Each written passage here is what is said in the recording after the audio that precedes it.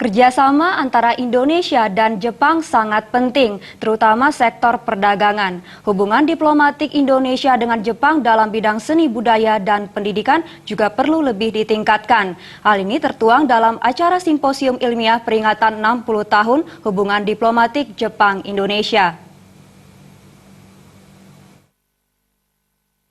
Simposium ilmiah ini bertujuan memaknai hubungan persahabatan antara Jepang dan Indonesia, terutama dalam bidang ekonomi, pendidikan, dan budaya yang telah berlangsung intens hingga sekarang. Sejauh ini Jepang dan Indonesia memiliki banyak kesamaan di bidang seni budaya, terutama yang bersifat mistis. Di bidang pendidikan, selama ini banyak mahasiswa Indonesia mengenyam pendidikan jenjang perguruan tinggi di negeri matahari terbit tersebut. Banyak lulusan Indonesia di Jepang mampu berprestasi serta sangat berguna bagi nusa dan bangsa. Di sektor ekonomi, khususnya perdagangan, Ketua Umum Kadin Bali, Anagung Ngurah Alit Wiraputra, perdagangan ekspor-impor Indonesia di seluruh dunia hanya mengalami surplus dengan Jepang. Ini berarti volume ekspor Indonesia lebih besar daripada volume impor Jepang ke Indonesia.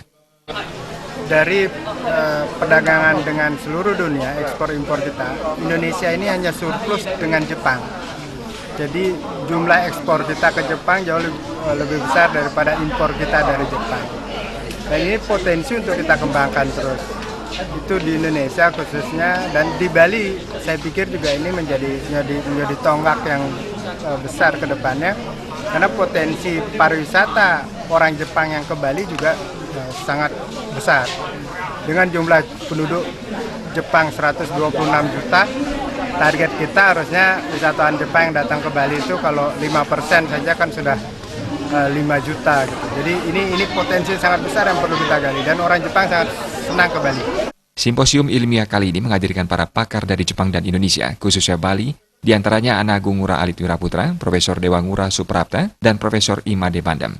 Kegiatan itu turut dihadiri Konsul Jenderal Jepang di Denpasar, Hirohisa Chiba, yang mewakili masyarakat Jepang. Andika, Bali TV.